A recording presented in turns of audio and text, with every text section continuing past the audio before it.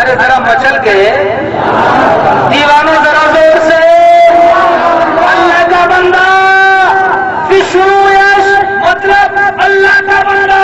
میں نے کہا مولانا فرقان صاحب اس کو جب ہم نے اپنی زبان میں کنورٹ کیا یعنی اردو زبان میں ترجمہ کیا تو اس کا ترجمہ ہوا اللہ کا بندہ. اب وشنو یش کو اگر ہم عربی زبان میں ٹرانسلیٹ کریں گے تو اس کا کیا ترجمہ ہوگا؟ تو بولے اس کا ترجمہ ہوگا عبداللہ.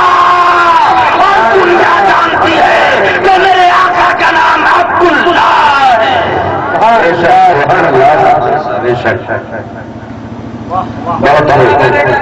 بابا بڑی مین جگہ ہے. میں ایتہاسک بندو لوگ ہندی پڑھے ہوئے لوگ غور کریں ایتہاسک بندو ہسٹوریکل پوائنٹ تاریخی نقطہ آپ حضرات کے سامنے رکھتا ہوں. کعبہ بڑی اہم جگہ ہے.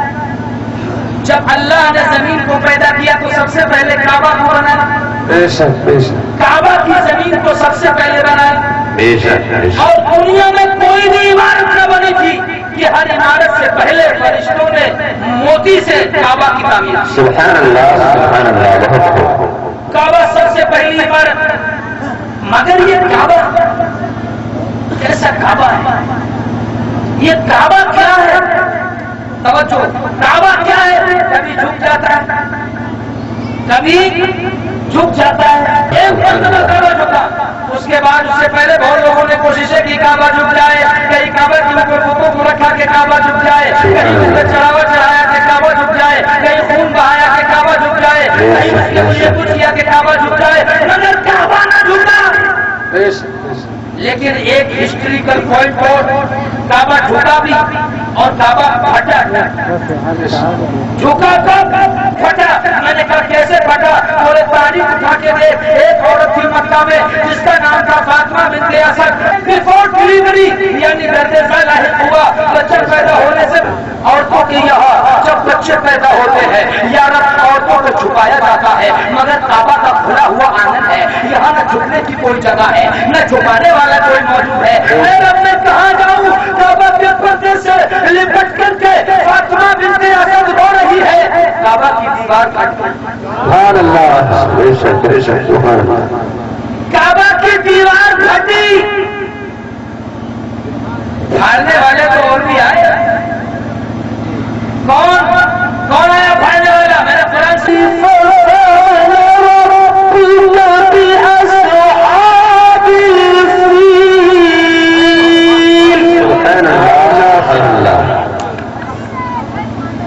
کون آیا کعبہ کو پھاڑنا؟ تو رب نے فرمایا اے محبوب کیا تم نے حاجی والوں کا حال نہ دیکھا کہ تیرے رب نے ان کے ساتھ کیا معاملہ کیا؟ چھوٹا سا پرندہ ہوتا ہے آبادی ایک بوٹی کے برابر.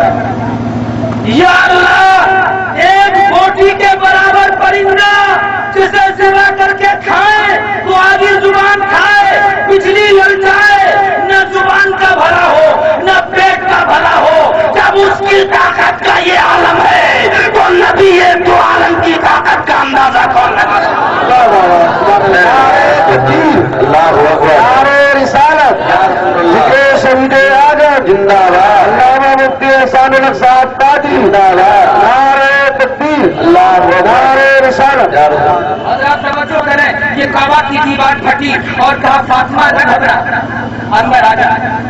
ارے میں نے کہا رب کعبہ کو پھاڑنے والا آیا تھا خود پھٹ کے چلا گیا. خود پھٹ گیا مگر کعبہ نہیں پھٹا.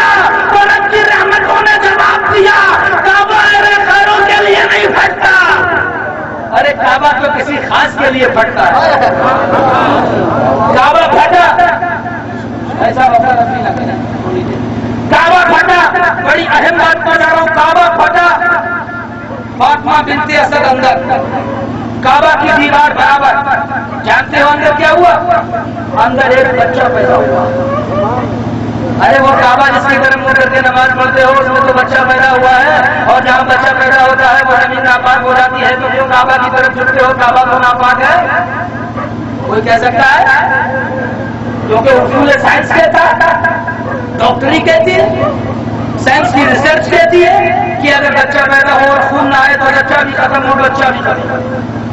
मगर काबा के अंदर भी तो यही हो, एक बच्चा पैदा हुआ और 7 में निफास का खून आया, और खून आना अनिवार्य है, खून आना जरूरी है। यहाँ जो डॉक्टर लोग बैठे हैं वो उस मेरी बात पर तवज्जो करें, अगर खून नहीं आएगा बच्चा खत्म हो जाएगा, क्योंकि वो गंदगी जो माँ के पेट में होती है बच्चे के साथ खारिज होना जरूरी है।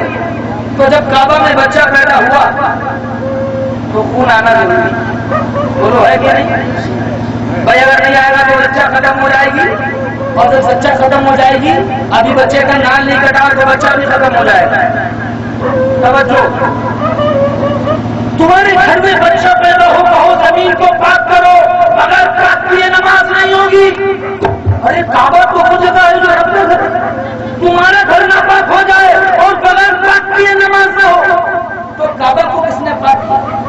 फिर काबा ना पाक हो गया है, किसी माई के लाल में इतना दम तो कहते काबा ना पाक है। आप कहोगे मौलाना कैसी बात करते हो, कभी तो खुद ही कहते हो कि काबा ना पाक और कभी कहते हो कि काबा पाक।